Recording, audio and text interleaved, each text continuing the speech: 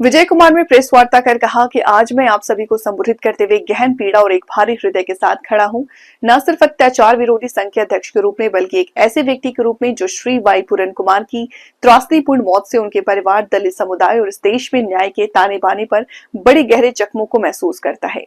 दुनिया समझ ले, पूरन कुमार की मौत न केवल उनके प्रियजनों के लिए सबसे गंभीर व्यक्तिगत त्रासदी है बल्कि हर उस दलित परिवार और नागरिक के लिए एक आपदा है जो आज भी संवैधानिक न्याय में विश्वास रखता है। ये भारत के हाशिए पर खड़े हर एक व्यक्ति के लिए चेतावनी है, एक चेतावनी की दमनकारी यादें तो सबसे ईमानदार, सच्चेदार, सेवाभावी अधिकारी के जीवन को बर्बाद कर सकती है। हम यहाँ एक पैटर्न को उजागर करने के लिए हैं। हरियाणा के वर्तमान डीजीपी शत्रुजीत कपूर द्वारा सोची समझी ताकत की बंदूकबंदी जिन्हें वे सबसे कमजोर समझते हैं, उनके प्रति कायरतापूर्ण घृणा दिखाई है। उनका इतिहास पीड़ित बनाने के उदाहरण में से भरा है। दलितों को चुन चुन कर निशाना बनाया गया। परिवार के बाद परिवार ने अन्याय और आघात झेला। कपूर ना हो तो नौकरशाह और न ही एक साधारण गुनाहगार, वो एक कुख्यात आपराधिक मानसिकता वाले जातिवादर हैं जिन हलकों पर स्वयं कड़ी नजर रखने की जरूरत है। क्या नाम है, कहां से है? विजय कुमार चौधरी नाम है। मैं भारत सरकार में राष्ट्रीय अनुसूचित जाति जनजाति आयोग का मेंबर रह चुका हूं और एसोसिएशन अगेंस्ट एट्रोसिटीज का मैं अध्यक्ष हूं। कहां जो आज की प्रेस कॉन्फ्रेंस है, इसको लेकर आप क्या कहना चाहेंगे? मैं ये कहना चाहूंगा कि जो पूरन कुमार जी की शहादत है, ये किस कारण से हुआ, यह विचारणीय प्रश्न है। और जब एफआईआर है, अभियुक्त सामने है, तो अभी तक अभियुक्त डीजीपी शत्रुजीत कपूर और नरेंद्र बिजरानिया एसपी को गिरफ्तार क्यों नहीं किया जा रहा है? उनको कौन बचा रहा है और क्यों बचा रहा है? अगर उनको गिरफ्तार नहीं किया गया तो आपका प्रेस कॉन्फ्रेंस करने का क्या मकसद है? अगर नहीं गिरफ्तार किया गया तो आप समझ लीजिए ये सरकार जो है, इसकी गूंज बिहार चुनाव में ही नहीं, दूसरे प्रदेशों में भी देखने को मिलेगा और आने वाले समय में इस सरकार को बहुत भारी कीमत चुकानी पड़ेगी। तमाम सरकारें जो है, पंजाब सरकार की बात की जाए और भी मतलब की लीडर जो है तमाम ये घर पे पहुंच रहे हैं, उनको आप क्या कहना चाहेंगे? क्या लगता है हरियाणा सरकार की कार्यशैली ठीक चल रही है इस टाइम? ऐसा है कि मुख्यमंत्री तो अच्छे हैं, संवेदनशील भी हैं, लेकिन बेचारे मुख्यमंत्री लाचार हैं। मनोहर लाल खट्टर का अभी तक इस सरकार पे पूरी तरह प्रभुत्व है, उनकी छाया से सरकार नहीं निकल पा रही है। अली बाबा 40 चोर वाली स्थिति है। ये सबके सरगना मनोहर लाल खट्टर हैं और उनके चाचा भतीजा शत्रुजीत कपूर उनके भतीजे हैं। और ये चाचा भतीजा की सरकार यहां चल रही है और पूरी तरह ये नायब सिंह सैनी संवेदनशील होते हुए बहुसंख्यक वर्ग का प्रतिनिधित्व करते हुए बेचारे लाचार बने हुए हैं। इनसे हमारी हमदर्दी है। ये लाचार हैं, ये कुछ कर नहीं पा रहे हैं। तमाम दलित समाज के जो लोग हैं वो सड़कों पर आ चुके हैं। क्या लगता है कि गुंडाराज चल रहा है? बिल्कुल गुंडाराज चल रहा है। शत्रुजीत कपूर का बिल्कुल गुंडाराज चल रहा है और ये गुंडाराज का सफाया मैं समझ लीजिए, जो मैं कह रहा हूं, ये जो बीज इन लोगों ने बोया है ना, बीज आज बोल दिया, ये फसल काटने को तैयार रहे। ये तो मुट्ठी भर लोग हैं ना। अब बहुसंख्यक वर्ग के लोग जब सड़क पे आएंगे तब इनको कहीं भी जगह नहीं मिलेगी। आप क्या कहना चाहेंगे? सरकार को क्या मैसेज देना चाहेंगे? सरकार को मैसेज देना चाहेंगे कि इमीडिएट जब पूरन कुमार जी का फाइनल नोट है, जब उन्होंने नोट दिया, फाइनल नोट में लिखा कि हत्या का कारण क्या है और हत्या के पीछे कौन लोग हैं, उनको ये शत्रुजीत कपूर है, नरेंद्र बिजरानिया, इमीडिएट उतना ही सबूत काफी है।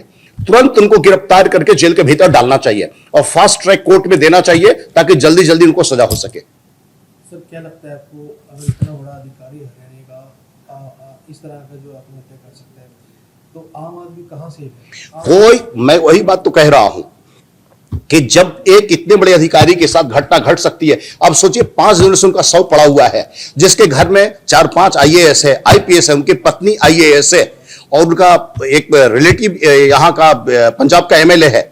जब उनके साथ न्याय नहीं मिल पा रहा तो हम आप कहां हैं? हम आप कोई सुरक्षित नहीं है। ये हम आप सभी को ये सोचना पड़ेगा। ये विचारणीय बिंदु है कि समाज कहां जा रहा है, कल क्या हुआ। ये चोर गुंडे का बोलबाला हो गया है। पीएम, मैं वही तो कहा कि क्या प्रधानमंत्री एक ऐसे मुजरिम डीजीपी से सैल्यूट लेना पसंद करेंगे जो एक आईपीएस अधिकारी के हत्या का आरोपी है? और यहां की सरकार क्या ऐसे डीजीपी से सैल्यूट दिलाएगी जो कि किसी एक आईपीएस की हत्या का कारण है? आज तक इतिहास में शायद ऐसा नहीं हुआ होगा। ये सरकार अपनी इज्जत बचा ले, तत्काल शत्रुजीत कपूर को जेल भेजे, नरेंद्र बिजरानिया को जेल भेजे। क्या लगता है अफसर सही चंद लोगों की अफसरशाही है। अफसरशाही में तो दलित भी है, बैकवर्ड भी, उनकी कहां है? कहना अली बाबा 40 चोर, ये सबके सरगना मनोहर लाल खट्टर और उनके जो चट्टे बट्टे जो है भ्रष्ट लोग, उनकी सरकार चल रही है। आपका कहने का मतलब ये है कि दलित समाज आज भी सेफ नहीं है? दलित समाज बिल्कुल सेफ नहीं है, और इवन मैं पिछड़ों को भी कहता हूं कोई सेफ नहीं है, नहीं सेफ है।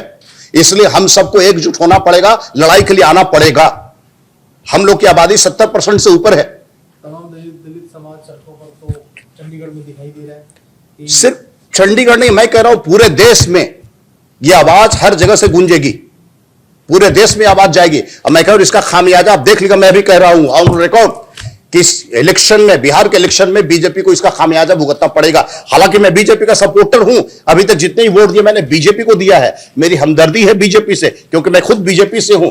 प्रधानमंत्री नरेंद्र मोदी से, अमित शाह जी से, नायब सिंह सैनी से, इन सब से मेरी सहानुभूति है, क्योंकि मैं व्यक्तिगत तौर पर जानता हूं ये सभी अच्छे आदमी हैं। लेकिन ये समझ नहीं रहे हैं क्यों कि ये मनोहर लाल खट्टर, ये अभी भी उनकी छाया पूरी तरह ये हरियाणा पे है और सरकार मनोहर लाल खट्टर की ही चल रही है। खट्टर जी को टारगेट कर रहे हैं। खट्टर जो असलियत तो सब लोग जानते हैं कि मनोहर लाल खट्टर यहां शासन कर रहे हैं।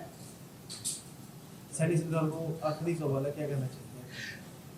सैनी सरकार से मैं कहूंगा, नायब सिंह सैनी के साथ मेरी हमदर्दी, अच्छे आदमी है वे, और हम सब लोगों ने मिलकर सैनी साहब को बनाया है।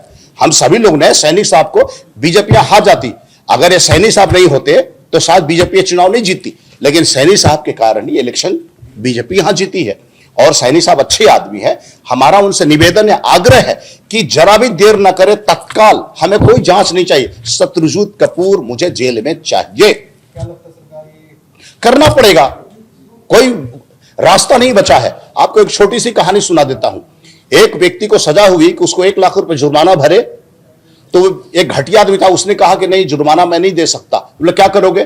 तो ऐसा कीजिए कि दूसरा सजा दीजिए। बोले ठीक है 100 कोड़ा खाओ। बोला कोड़ा नहीं खा सकते, और दूसरा सजा तो 100 कच्चा प्याज खाना है, खाओगे? हाँ। तो 100 कच्चा प्याज खाने गया, 10 कच्चा प्याज खाए, उसकी हालत खराब हो गई। बोला नहीं खा सकते। बोला अब क्या करोगे? तो सर 100 कोड़ा मरवा लीजिए। सिपाही ने कोड़ा मारा 10, बाप रे बाप बहुत पीठ फट गया मेरा, अब नहीं खा सकता। अब क्या करोगे? 1 लाख रुपए जुर्माना भर देता हूं। मतलब सजा का तीनों मजा लेकर उसने जुर्माना भरा। उसी तरह यहां करना होगा कि सारे कुकर्म कराने के बाद शत्रुजीत कपूर को जेल भेजेगी सरकार, सारे शीशा लेदर कराने के बाद। करना तो ही होगा।